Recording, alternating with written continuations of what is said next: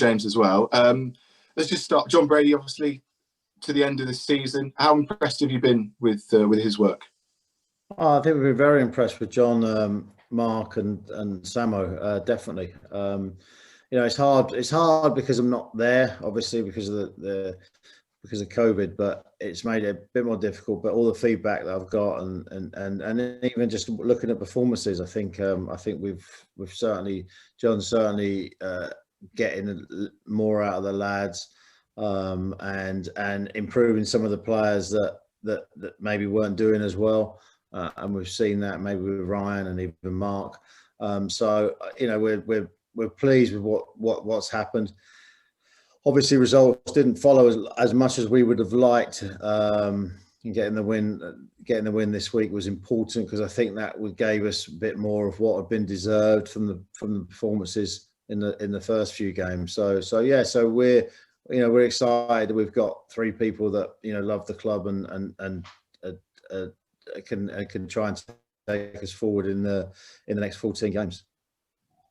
Yeah, how frustrating has it been? Because there's been those positives. The games like MK Dons when they led into the last 10 minutes and then it turned around. Swindon as well, and even the games against Ipswich, they could have got the win and they probably deserved it. To not have had the results over the first 5 games, how important was that win at the weekend in your mind in giving it to Jon to the end of the season and for the club as a whole? Well, I think it was a fact. It wasn't everything. We've been talking about it. Obviously, we've talked about it, consistently for the past couple of weeks. It wasn't everything. When you look at the stats,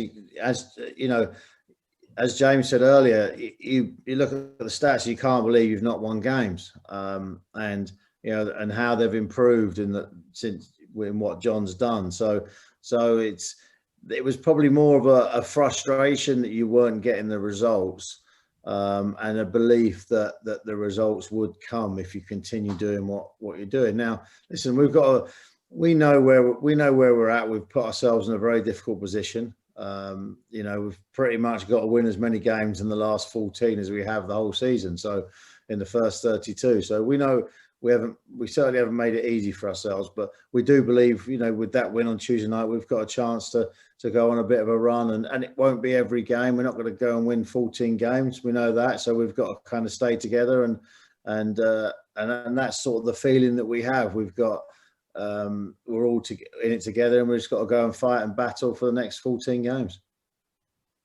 And a question for both you and James, really, Kelvin, because we mentioned earlier, it's been difficult for you because you've been in America, of course, and you can't come back, so you can't see the kind of day-to-day stuff. So how difficult's that been? And then afterwards, James, how impressed have you been around the place, and what are the changes that you've seen? Answer your first part. I'll let James finish on that. But it is difficult. It's difficult. And it's, obviously you can watch the games, but you don't always get the same impression on I follow as you do being there, and also training. You get a chance to pop and see training just to feel the atmosphere. Touch it and sense what's happening. So, but James is good at, and Gareth as well, both good at relaying the information across. And this isn't, it's never been a dictatorship where I sit there and make all these decisions. We always talk around the decision and endlessly at times, and even more so when the team's not doing as well. So it's a bit more of reliance, getting used to it. It's like everyone's doing things differently. It's just getting used to relying on information a bit more rather than seeing it for yourself. But it's a challenge, but we'll get through it.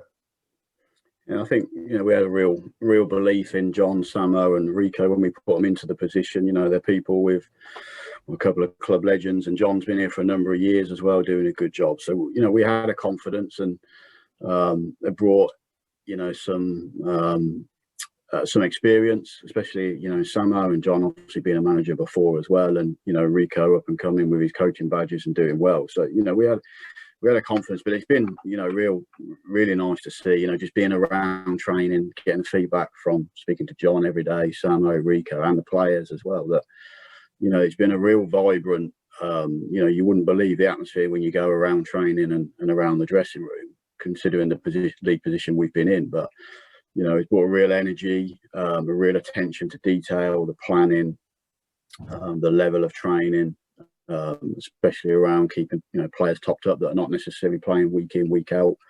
And I think he's going to a massive buy-in from all the players as well, and a belief in what they're doing. And I think we've seen that in the performances, and it was really important just to get that first win. That we've deserved more, but to get that first win to validate what we're doing, and we've got a confidence now that we can build on that. Yeah, absolutely. And Kelvin, were there any other potential names in the hat? Have you been having conversations with the other managers who might have been able to step in? Yeah, we've created a list, and we have spoken to a couple of people, and we've looked at it, and we've also talked about a lot of the conversation was around the short and medium term in terms of the immediate situation, and also what do we do next. And so a lot of our conversation has been actually formed around what do we do next. But the biggest challenge in putting somebody in short term, we felt, and is the amount of games we're playing. If someone comes in, the one thing you can't say necessarily, Jon hasn't got these players playing for him, in a short space of time. So then it comes down to, okay, how do you influence change? Well, if the players are playing for you, then it's just tactically and working on the training ground. But the truth is, there's very little work on the training ground right now. With games being so close with Saturday, Tuesdays, when does a manager work with the players on the training ground? Because you tend to, it's all about games, recovery. There's maybe one session a week that you're going to really have time to. That's not part of recovery, and then you take into account injuries and soreness and et cetera, and protecting players. It's very, very difficult for someone to come in. So that was part of our thinking, was to throw somebody in there when there was so many games coming up. And Jon, knowing the players, knowing the club, with Mark and Ian, and just it seemed right. And so yes, there are some people, and then we go on to sort of the medium term, and okay, and what's next? We need to look at. I think we had some great success under Keith, but we probably we didn't look medium term. Because we were we'd got promoted, and that was a challenge in itself in terms of the short time between getting promotion and season starting. We needed to maybe take a bit of a stock and start looking at the medium term, what the club needs, and things like style of play come into that, and things like support staff come into that. So what we're doing right now is, and we will do over the next couple of months, rather than rush into an appointment, is which could keep us in that sort of short-term mode, is to actually have a bit more conversation around what we want to see and what does the club need going forward, and the structure of that, and then build. And there was obviously people that we might wanted to talk to that are in jobs, and it probably wouldn't have been the right time for them to exit those jobs. But maybe the summer is a different time. But the conversation I've had with Jon is Jon and Ian and Mark are absolutely part of the future conversation, the medium term future conversation. And that's not necessarily saying that as managers and as a coaching staff for the first team, but when we start when we're having these discussions, it's going to be around the academy, how the young players fit into this, and one of the things I said to Jon, and it was a conversation we had yesterday, and I said it from the very start, no matter what happens, all three of they've got roles at the football club as they were. And that was important for them because they do love the club and it's part of it. And sometimes you can step into an interim position and then at the end of it, it doesn't necessarily work out, and all of a sudden you're in a bit of limbo and you're not sure what's going to happen. But they're an important part of the future, and they're an important part of the conversation we're going to have as first team, as youth team, as academy, as technical direction, that kind of stuff, all those conversations, because they've got a wealth of experience and a love for the club. So yes, there were some people and a lot of people applied, and we had some good people applied, but we just got to kind of figure out, we have put ourselves in a difficult position in terms of staying in League One or going back down to League Two. But we know what League Two is about. We know we can get back out of League Two as well if we need to, because we've already done it a couple of times. It's now about, okay, is there a longer term need for the football club or a medium term need for the football club to look at that will help us sustain itself in League One? Yeah, well, on that point, and the stuff, really interesting what you're talking about, the medium and the long term. I suppose, in a sense, it's very similar to last summer in a lot of ways, that you can't plan extensively because you're not sure what division you're going to be in. But there are things you could potentially change, like you mentioned. Is there an idea that there is kind of that technical director role or a director of football role with an identity that runs all the way through the club in that way? Because I suppose, when you make those short-term appointments, which you haven't this time, but in Keith, then the recruitment and the style of play all comes from the manager, and when the manager leaves, it changes again. Is there a sense that you want to put something permanent in place, that if a manager comes in and then leaves, the Northampton Town doesn't change drastically, if that makes sense? Well, I think as well. I think it's different. I think that's all part of the conversation. I think it's listen. It still comes down to winning football matches, and I say this all the time. It still comes down to, because we do have a philosophy within the club in the way the club is going to be, in terms of that a lot of that stuff does happen in the football club, and whilst we don't have a technical director, whilst we don't have a formalized structure in terms of the way that we're going to play throughout the club, that it does happen organically, and it does happen in terms of people take on certain roles and responsibilities. It may not be called the technical director, but James would take on some of that role, or the manager would take on some of that role. Head of recruitment will take on some of that role. So there is that in there. And again, we always got to look at sustainability and cost of that kind of structure, and investment required for that kind of structure as well. So and there's definitely different ways of doing it, but that's all forms part of the conversation. It forms what we want to do, and how much investment's needed for the medium term, and as a board, we've got to make look at that proposal and make some of those decisions. But it's not. I've had tremendous success with some managers in terms of who had autonomy, and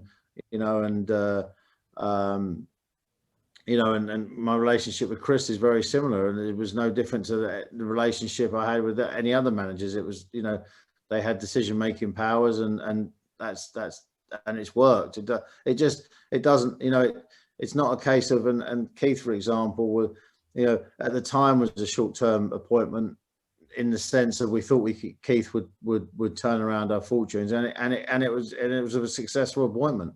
No matter, whilst it didn't end up where we would have all wanted it to end up, it was an appointment where we were languishing in League Two, and then we're a League One club. Now we've got to figure out that sort of next step more than anything, and the structures we put in place have to be more in line with, okay, we can get out of League Two, but how do we sustain ourselves in League One? And that's possibly, that's the investment in staff and investment in players, etc., etc. So, but those are, the immediate, those are conversations that will happen and involve quite a few people around the club. But the immediate important part is we've now got to win the next 14 games, or try and win as many as the next 14 games as we can.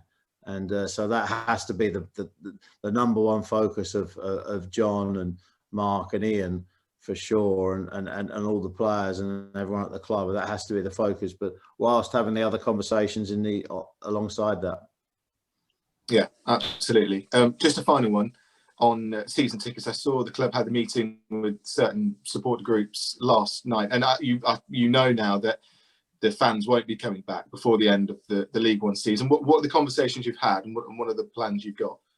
Yeah, I think James has put together quite a good plan, actually, in terms of, I think it is, and I think there was a lot of positive feedback last night. I wasn't on the call personally, but from what James and Gareth said, and we appreciate the fans' time of gave up their time to talk about that and get some opinions. And it's not, and obviously the way we do everything, we try and we take as many opinions as possible and engage as much as we can. It's not just that formal meeting. There are obviously other conversations that happen, but I think, you know, I think in terms of being able to thank season ticket holders that haven't been to games and offering an option, I think James and Gareth and the team have come up with a very good solution, and hopefully I think the fans will appreciate it as well. It's a real difficult one. I think, you know, when season ticket holders brought season tickets in the summer, you know, we knew there was risks around supporters not getting into games, and we always knew a certain element of the season was behind closed doors. But you know, nobody could have ever seen the season playing out the way it did, and not getting supporters into any games, or a couple of games only this season. So the reality is there is no perfect solution we can come up with that is deemed as fair to everybody. And if we did a survey of 3,000 supporters, we'll get 3,000 different opinions, and trying to match that together would be really difficult. But we've just tried to come up with something we think is as fair as possible, while safeguarding the future of the club, but also hopefully giving some supporters some, you know, quite exciting, interesting things to engage in going forward as well. When you're going to release that information, can you tell us anything about the specifics? Yeah, we had the meeting last night, as Kelvin said, just to talk through some ideas, and you know, we're just now today literally finalising things with a hope to get everything out in the next couple of days. Brilliant, perfect. Thank you very much, guys. Thank you.